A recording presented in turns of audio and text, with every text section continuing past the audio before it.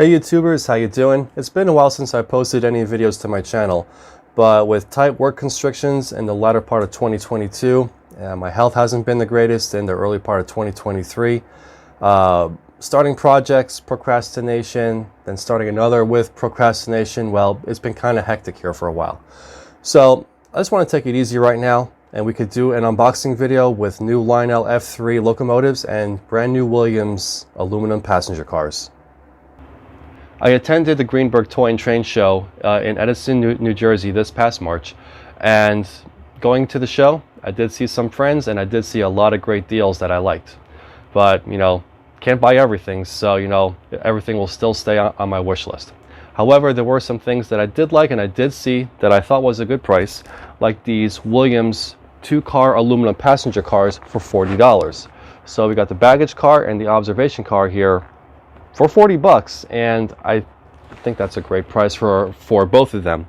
Until I got home, I researched it and I saw that both of these cars were going for about $130, $140 as a 2-pack together. So I scored with these two cars. So I took out the cars, I put them on the track with the Atlantic Coastline GP9, also made by Williams, and I really started to like the set. And then now I actually wanted to find the set, whether the cars were individual or sold as packs. So after doing some research online, I did find the passenger cars, and I saw some prices were way up there, and I thought there's no way I'm going to buy for those prices. But I did find the cars on a website here as a 2-pack and a 4-pack from the same website. Very, very reasonable price that I paid for those, and just nabbed them because I had to have them like any other train enthusiast so I can have a whole set. So let's open these up. So let's open up our first box here. This is the 2-pack. These are the 60-foot aluminum passenger cars. It's the Combine and Diner car. There's the second car. I can see it's nicely packaged. Got foam protectors here on the end. It's got a little flat bag on here. It's not bad. All right. Definitely snuggled nicely in the foam packaging, and yeah, it's aluminum. It's a nice looking car. I like the purple scheme on here. Incandescent bulbs, sliding door. Yeah, the car looks really great. See the couplers. Everything here looks good.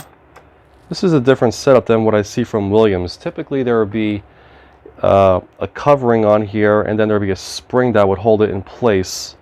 Sometimes these springs would just come out and then the coupler would sit to the side, either that way or that way. Then you gotta always push them back in. So yeah, this is a little different, and I like it. It's not bad. Now we go to the dining car.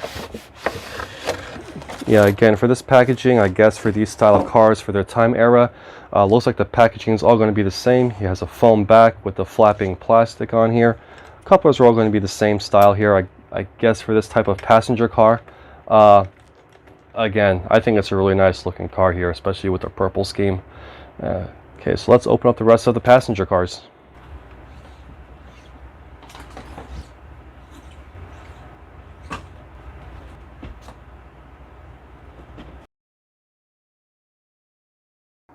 So I got the rest of the cars out of the 4-pack and put onto the tracks, and they were all packaged the same as they were in the 2-pack.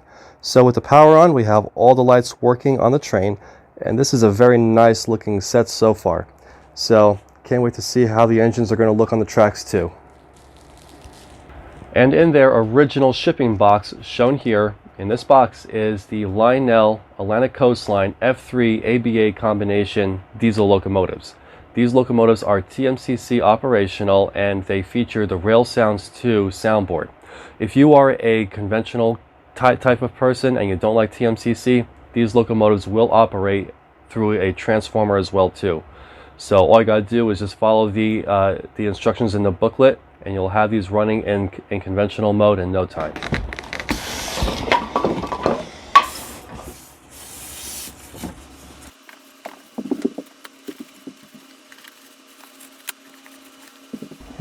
So we're looking at the B unit here. This is a dummy B unit, and it does have the rail sounds feature in it because this is where the speaker is, and there's also 2 other control switches here on the bottom. Along here with the packaging is the button here for the bell or horn here. So yeah, this is good if you're running in a conventional mode. The next here is the non-powered A unit. Just has lights on here, the pickups for the lights. It's fairly light locomotive here. It's not a bad looking locomotive. And finally here we have the powered unit, which has got some nice weight to it with 2 pull-more motors. And we turn it over, we could see the gears, the pickup rollers here too and everything, the couplers and such. All the locomotives are nicely packed here in their foam homes.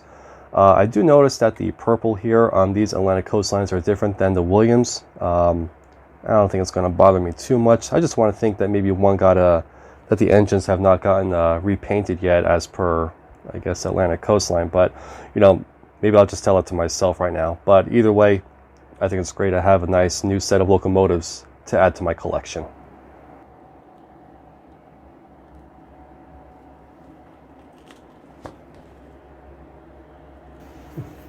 With the engines on the track and the power fully turned on, we're ready to take the train out for a run. Now I have the engine set up as the non-powered A unit in the front and the powered A unit in the back because it's easier to pull a train with the power A unit at the back of the stack.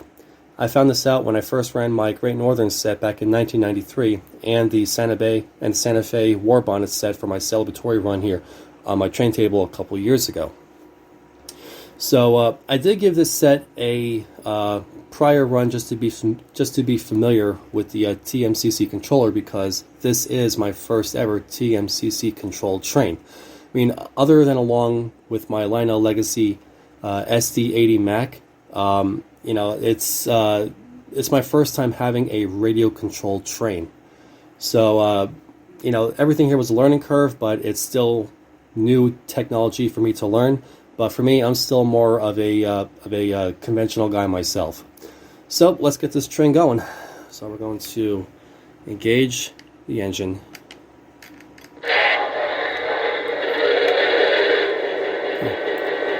Okay, so it started up like this with a medium sound with the engine start up, and it was very loud the first time too. So we can adjust the sound by doing aux 1. And that's the loudest that it will sound. And then we can lower it. We could turn off the sound as we want. But we're going to leave it on a mid sound right now. And so here we have the bell.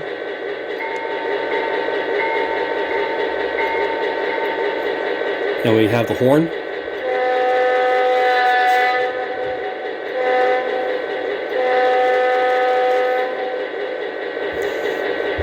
I love the way this sounds. This sounds really good for Rail Sounds 2 operation. So let's get her running.